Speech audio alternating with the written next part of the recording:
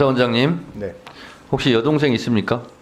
없습니다. 없습니까? 사모님은 계십니까? 네, 사모님이 남편인 감사원장님 부를 때 뭐라고 부릅니까? 아니 그냥 묻는 거예요. 아니 그걸 뭐 사모님께서 여기서, 예. 감사원장님을 부를 때 호칭을 뭘로 하냐고요? 그건 뭐 여기서 답변을 해드려야 됩니다. 뭐 여보 이렇게 하지 않습니까? 뭐 당연히 뭐 그렇죠. 예, 예. 예. 오빠 이렇게는 안 부를 거 아니에요.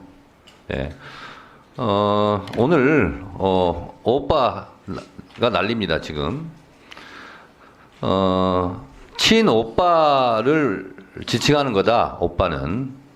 그런데 이준석 전 대표, 이준석 의원의 카톡을 보면 또 이 오빠를 윤석열 대통령으로 지칭하는 것처럼 보여요. 그래서 저도 그 오빠가 어떤 오빠인지 하여튼 오빠를 찾습니다. 누가 오빠인지. 자, 그런데 이렇게 농담으로 그냥 하기에는 너무나 슬픈 현실을 제가 말씀을 드리겠습니다. 감사원장님, 네, 김건희 여사 무섭습니까? 뭐 전혀 뭐 무섭지 않죠? 예, 네, 혼날지도 몰라요. 안 무섭다고 그래서. 자, 저는 이 윤석열 정권이 임기 절반도 안 돼가지고 지금 내임덕을 넘어서 대드덕으로 가고 있는 것은 대통령실의 무리한 출석 이전부터 잉태되었다. 이렇게 생각을 합니다.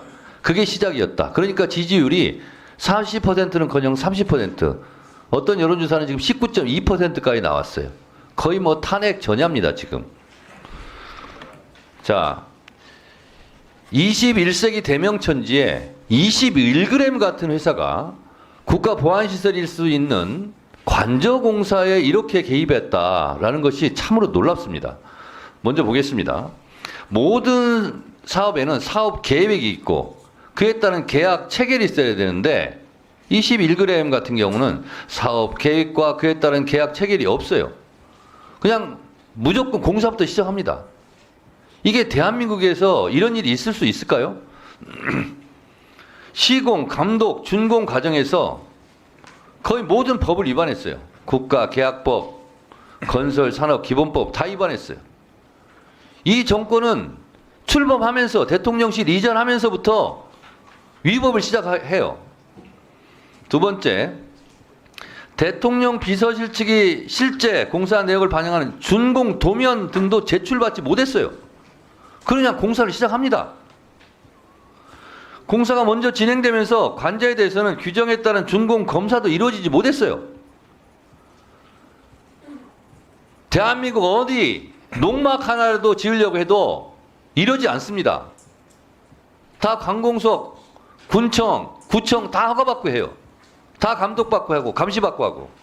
근데 대통령 관저를 이렇게 합니다. 자, 더 기가 막힌 거 보세요. 21g과 하도급 계약을 맺은 관저공사에 참여한 18개 업체 중에서 15개가 무자격이에요. 무자격. 와, 놀랍지 않습니까? 이게 건설산업법 하도급법 위반이에요. 거의 뭐 무허가 무자격이에요. 하도급 업체 18개 중에서 15개가 무자격 업체예요. 자, 네 번째 보겠습니다. 하도급 업체를 공사에 참여시키려면 사전에 발주처 승인을 받아야 하는데 21g 측이 18개 하도급 업체에 대한 승인을 받지 않았고 이 때문에 무자격 업체가 공사에 참여하게 되는 겁니다. 이 또한 국가계약법 하도급법 위반이에요. 저는 이걸 알면서 도대체 대한민국이 이게 특히 대통령 부부가 잠자는 곳 아닙니까? 이 무법천지, 무자격, 무면허, 무자격 업체가 이렇게 사업 계획도 없고 준공 도면도 없고 시공, 감독, 감리 아무것도 이루어지지 않아요. 어떻게 이럴 수가 있을까? 야, 세상에 이럴 수가 있을까? 그런데 어떻게 이런 일이 벌어졌을까? 도대체 21g은 정체가 뭔가? 알고 보니 김건희 여사 라인이더라. 이런 겁니다. 21g 선정 과정에 대해서 이건 김호진 비서관을 말을 고스란히 믿고 해서 문제 없음 처리했다고 하는데 문제 없음이라는 것이 문제죠. 관저 공사도 다 부정부패지만 이것을 감사한 감사원의 감사도 총체적 부실 감사예요. 실정법을 이렇게 많이 위반했는데도 경미하다고 지금 감사원장이 얘기하고 있어요. 이 21g 이분이 김건희 여사와 전부터 밀접한 관계가 있었다는 거 아니겠어요? 무슨 전시회 할 때 뭐 후원했다, 기획했다, 뭐 이런 거예요. 다 읽지도 않겠어요. 무슨 외국말 말 어렵겠더구만요. 무슨 르꼬르 베지 예전, 자코 메티전 뭐 이런데 컨텐츠 사무실 뭐 일 시공도 했다 뭐 이런 거예요.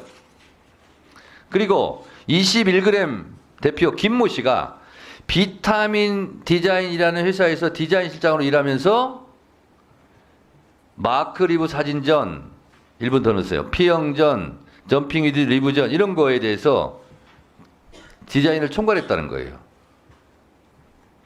이 사람이 김건희 씨와 밀접한 관계가 있고 그때부터 인연을 맺었고 대통령 취임식에도 초청받았다. 이런 겁니다.